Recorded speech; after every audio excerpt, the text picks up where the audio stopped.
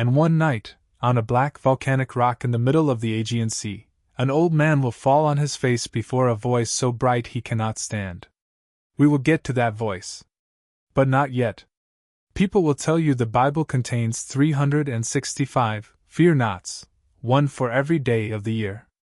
A perfect number. A tidy gift. Pastors quote it from pulpits.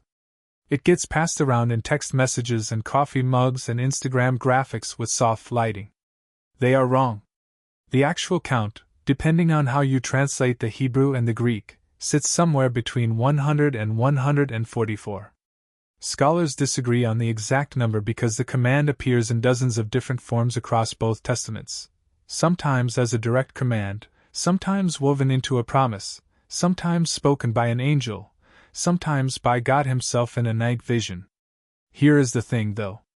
The number doesn't matter. What matters is the pattern. Because when you actually sit down and trace every single fear not in the Bible, every time God or an angel leans down to a terrified human being and says those two words, you discover something that no coffee mug is ever going to tell you. God does not say, "Fear not," because the danger isn't real. He says it to people standing in real danger. Real wilderness. Real storms. Real exile. Real death. This is not a story about a number. This is not a list of pleasant Bible facts. This is not a devotional for people who are mostly fine. This is a story about every time the God of the universe leaned down to a terrified person and spoke two words into the worst moment of their life. Stay with me. Because by the time we reach that old man on the black volcanic rock, you will understand those two words in a way you never have before. Go back to the beginning. Not the beginning of the fear nots, the beginning of the people God was building. A man named Abram sits in his tent somewhere in the hill country of Canaan. He is 75 years old, which sounds ancient to us, but in his world means he is in the middle of his life, still strong, still sharp, still capable of leading armed men into battle, which he has just done. He has just fought 4 kings to rescue his nephew Lot, and he won, and he came home, and now he cannot sleep. Here is what most people miss about this moment. Abram is not afraid of the kings. He beat the kings. Abram is afraid of something much quieter and much more devastating, the possibility that the promise of God is running out of time. God told him, years ago, that he would be the father of a great nation, that his descendants would be as numerous as the stars. But Abram is 75. His wife Sarai is 65. There is no child. There has never been a child. And every year that passes, the promise feels more like a dream you had once that you can no longer quite remember in the morning. That is when God speaks. Genesis 15, verse 1. Fear not, Abram. I am your shield, your reward shall be very great. The Hebrew word behind, fear not, is heir, written in ancient script. It means more than simply being scared. Heir carries the weight of being undone, of trembling before something overwhelming. It is the word you use for a man standing at the edge of something he cannot cross. Abram is standing at the edge of a promise he is no longer sure he can cross. And God does not say, relax, everything is going to be fine. God does not give him a timeline. God does not explain when or how. God says something far more specific and far more striking in its simplicity. He says, I am your shield. Not your plan. Not your answer. Your shield. You know what a shield is. It is not a solution. It is a presence that stands between you and what is coming. Abram does not fully understand this yet. He will spend another 25 years learning what it means. He will make mistakes. He will try to manufacture the promise himself. He will have a son with Hagar the slave girl, a son who is not the promised son, a son whose existence will cause suffering for generations. But that night, in the tent, in the dark, the fear not is enough. It is enough to keep him going one more year. And then another. That is, sometimes, all a fear not is designed to do. Now here is the fear not nobody talks about at Christmas. Hagar is an Egyptian. She is a slave. She is not a Hebrew. She has no covenant. She has no tribe. She has no legal standing, and Josephus, the first-century Jewish historian, documents in his Antiquities of the Jews that Egyptian slaves in a Hebrew household had no name in any public record that mattered. They were property. They were invisible. She has a son named Ishmael. Abram is his father. And then the promised son, Isaac, is born to Sarai, and suddenly Hagar and Ishmael are a problem. There is conflict. There is jealousy. And Abraham, by now his name has changed, sends Hagar and Ishmael into the desert with a skin of water and some bread. That is it. A skin of water. Some bread. And the desert. The water runs out. Hagar puts Ishmael, her boy, her child, the only thing in this world that belongs to her, under a bush. She walks away a bowshot's distance because she cannot watch him die of thirst. And she sits down, and she lifts her voice and she weeps. But it gets stranger. An angel speaks. Not to Hagar. To Ishmael. God has heard the voice of the boy. And then the angel turns to Hagar. Fear not, for God has heard the voice of the boy where he is. Think about what is happening here. Hagar is an Egyptian slave. She has no covenant with God. She is not part of the story, at least not the official story, the one everyone knows. And God speaks to her. Specifically, by name. In the worst moment of her life. You need to understand what this meant in the ancient world. In the ancient world, gods were tribal. Your God was your people's God. If you were Egyptian, your gods were Egyptian. If you were Hebrew, your God was Hebrew. The idea that the God of Abraham would chase down an Egyptian slave into the middle of nowhere and say, I see you. That was not a small theological statement. That was a revolution. Hagar gives God a name that no one else in the Bible ever gives him. She calls him El Roi, the God who sees. Because she says, Truly here I have seen him who looks after me. And here is what that means for you. If you have ever felt like you were not part of the official story, like the promises were for other people, people with better families, better track records, better faith, Hagar's fear not is yours too. El Roi sees you exactly where you are. In the desert. Under the wrong bush. With an empty water skin and a child you cannot save. He sees you. If this video is reaching something in you, hit subscribe. We are going through the whole Bible, and what is coming next is the fear not that changed everything. Now we move forward 12 centuries. We move from the desert to a hill town so small it is not mentioned anywhere in the entire Old Testament. A town called Nazareth. A girl, tradition places her between 12 and 14 years old, though we cannot know for certain, is going about her day. Her name is Mary. She is betrothed to a carpenter named Joseph. In first-century Jewish culture, betrothal was legally binding. She was, for all practical purposes, already his wife, though they had not yet come together. And then the room fills with light. A figure stands before her. His name is Gabriel.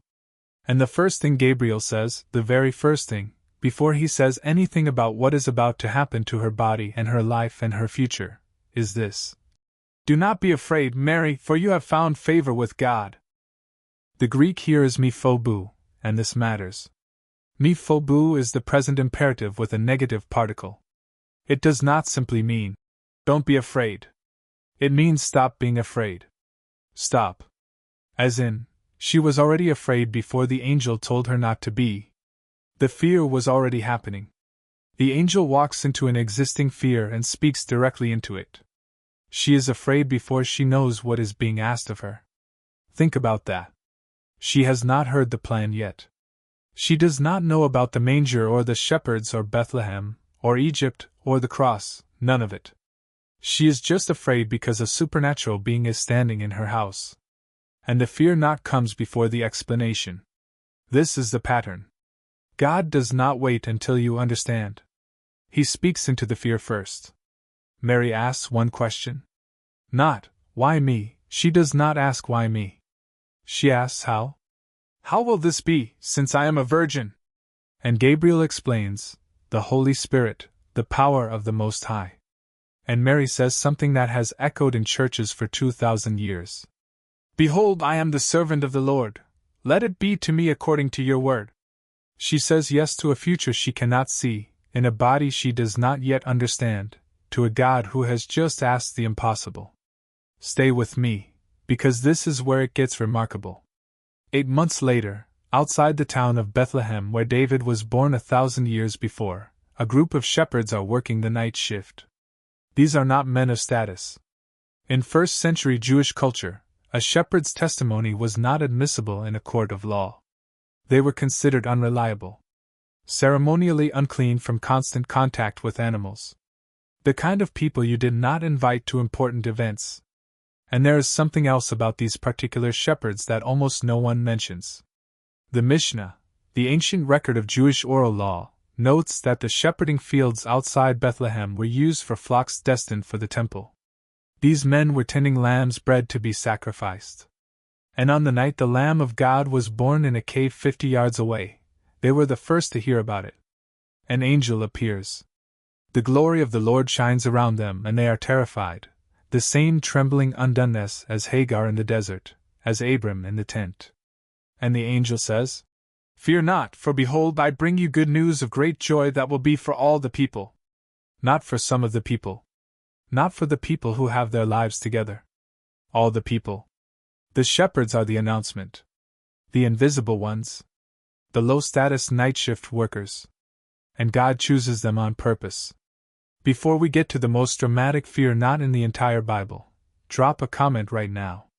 Which fear not has hit you hardest so far? Abram in the tent? Hagar in the desert? The shepherds on the hillside? Tell me below. Now we come back to the old man on the black volcanic rock. His name is John. He is the last of them. He watched his brother James die by the sword. Herod had him beheaded, as recorded in the 12th chapter of Acts. He watched Peter go to Rome and die upside down on a cross. He watched Paul beheaded on the Ostian Way. He watched Matthew, Thomas, Bartholomew, Simon, Thaddeus, one by one, he watched them all go. He is the last man standing. And the Emperor Domitian, in approximately AD 95, has had enough of him. He exiles John to Patmos, a volcanic island in the Aegean Sea, roughly 10 miles long, used by Rome as a penal colony. It is not a comfortable island. It is black rock and wind and the sound of the sea, and John is old and alone and has outlived everyone he loved. And then, on a Sunday, something happens. He hears a voice behind him like the sound of many waters. Like a trumpet. He turns.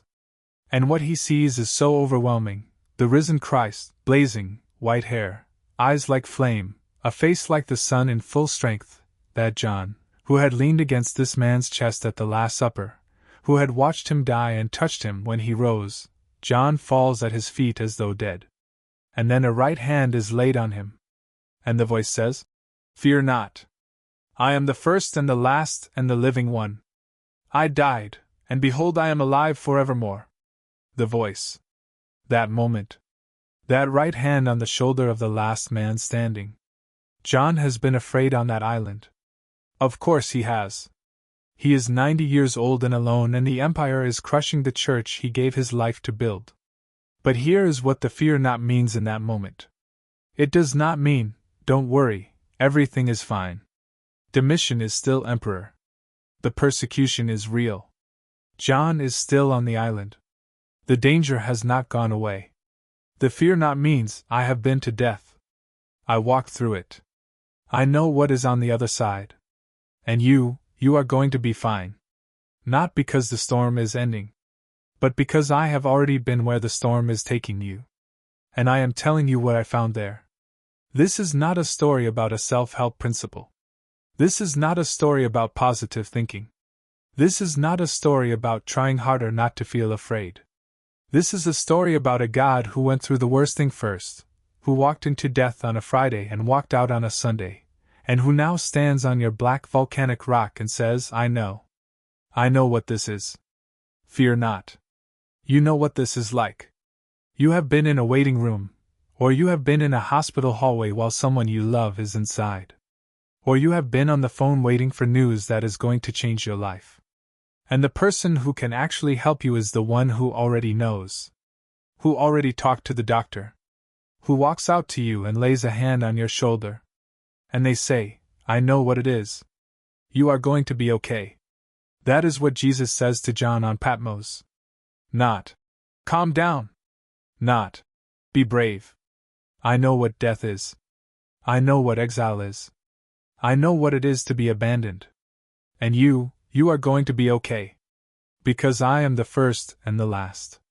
I was there at the beginning of your story, and I will be there at the end. John does not go home. He stays on the island. He writes the Revelation, the most astonishing piece of literature in the history of the world, and he finishes it, and tradition says he eventually returns to Ephesus and dies peacefully, the only apostle who was not martyred.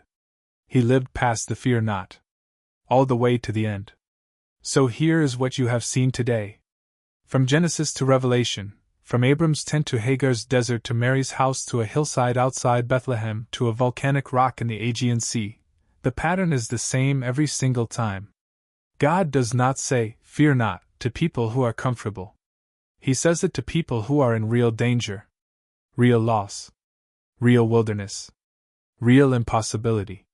He says it to an old man with no heir, to a slave girl with a dying child, to a teenage girl being asked to carry God Himself in her body, to night workers that their own society had written off, to the last man standing on a prison island at the end of the world.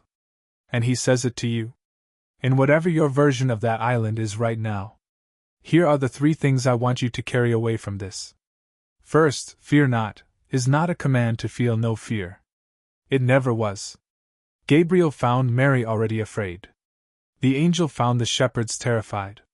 Jesus found John collapsed on the ground. The fear not is not an instruction to manufacture courage. It is a declaration that someone greater than the thing you fear is standing in the room. Second, God says fear not to the people the world has written off. Hagar is the proof. She is not Hebrew. She has no covenant. She is a slave with an empty water skin in a desert that does not care whether she lives or dies. And God names Himself after the moment He looked at her, El Roi, the God who sees. If you feel invisible right now, Hagar's story is for you specifically. Third, and this is the one I want you to hold on to, every fear not in the Bible is spoken by someone who already knows how the story ends. Abram's story ends with a nation. Hagar's story ends with a great people. Mary's story ends at an empty tomb. John's story ends with a new heaven and a new earth. And the one speaking over your life today is the same one who spoke to all of them. He has read the last page. He has already been to the end of the road you are walking.